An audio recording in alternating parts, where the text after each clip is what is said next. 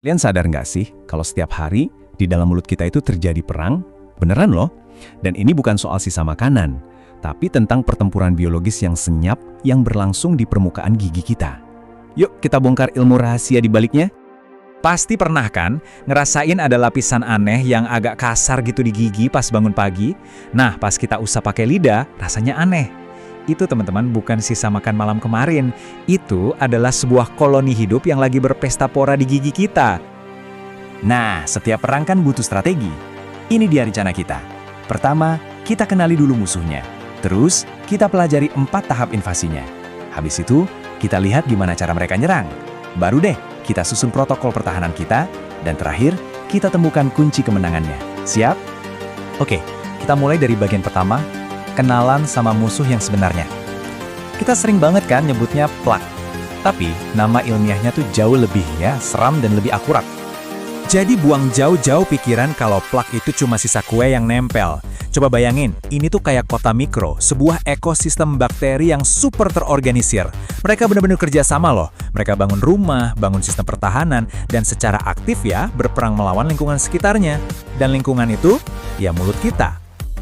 Tapi pembentukan kota bakteri ini nggak instan loh. Ini tuh proses invasi yang sistematis, terencana, dan terjadi dalam 4 tahap penting. Yuk, kita urutkan prosesnya. Lihat deh timeline ini, cepat banget kan invasinya terjadi? Cuma dalam 4 jam pertama, fondasinya udah kebentuk. Dan kurang dari 2 minggu, mereka udah bisa bangun benteng permanen. Jadi setiap jam itu benar-benar berharga. Jadi gini ceritanya. Sesaat setelah gigi kita bersih dan kinclong, protein dari air liur kita tuh langsung nempel. Dia ngebentuk lapisan super tipis yang namanya acquired pellicle. Ironisnya, lapisan ini sebenarnya ngelindungin email gigi kita. Tapi, dia juga jadi landasan pendaratan yang sempurna buat para penyerbu pertama. Nah, dari sinilah invasinya dimulai. Bakteri-bakteri perintis yang emang udah ada di mulut kita, mereka pakai pelikula ini sebagai jangkar. Dan mereka nggak cuma nempel pasif gitu aja loh. Mereka secara aktif ngunci diri pakai reseptor kimia. Tapi di tahap ini, ikatannya masih lumayan lemah. Nah, disinilah ceritanya jadi serius. Kalau dibiarin, para perintis ini bakal berkembang biak dan mulai membangun benteng pertahanan mereka. Mereka ngeluarin zat lengket yang pada dasarnya itu lem biologis. Bunker ini ngelindungin mereka dari air liur kita, dari obat kumur, bahkan dari antibodi tubuh kita sendiri. Dan ini nih titik kritisnya. Selama benteng itu masih berupa plak lunak, kita masih bisa ngancurin. Gampang. Tapi, kalau dibiarin, mineral dari air liur kita bakal meresap ke dalamnya dan ngerasin plak itu jadi karang gigi atau kalkulus. Ini sekeras semen, serius. Dan di titik ini, sikat gigi kita udah nyerah. Oke, jadi sekarang benteng bakteri ini udah berdiri kokoh di gigi kita. Terus gimana cara mereka nyerang? Nah, ada 2 metode utama yang mereka pakai buat ngerusak gigi dan gusi kita. Serangan pertama itu perang kimia. Bakteri di dalam biofilm ini kan makan sisa gula dari makanan kita.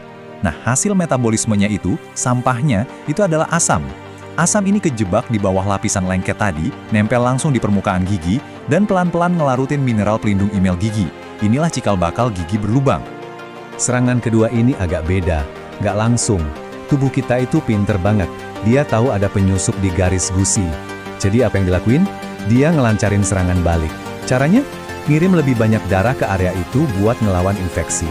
Nah, proses peradangan inilah yang bikin gusi kita jadi merah, bengkak, dan gampang berdarah pas sikat gigi. Itu tandanya tubuh kita lagi berperang. Oke, kita udah kenal musuhnya, kita udah tahu cara mereka nyerang. Sekarang, bagian paling penting. Gimana caranya kita ngelawan balik? Tentunya dengan cara yang cerdas dan efektif, berbasis sains. Ini dia poin kuncinya, tolong diingat baik-baik. Karena musuh kita sembunyi di dalam bunker lengket, kita nggak bisa cuma berharap ngalahin mereka pakai obat kumur. Itu sama aja kayak nyiram air ke benteng. Nggak ngaruh, kita harus menghancurkan benteng itu secara fisik. Jadi strategi utamanya adalah gangguan mekanis. Nah, gambar ini nunjukin titik buta terbesar kita.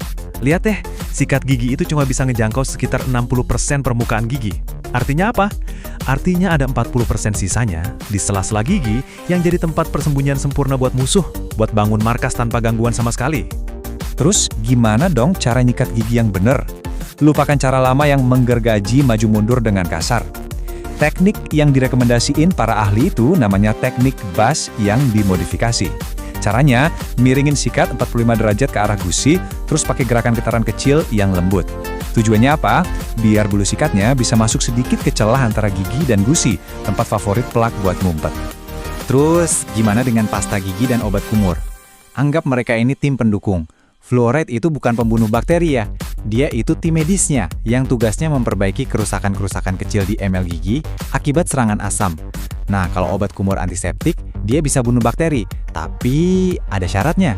Cuma efektif kalau benteng biofilmnya udah dihancurin dulu sama sikat gigi. Dan ini, tolong banget, ini peringatan yang super penting.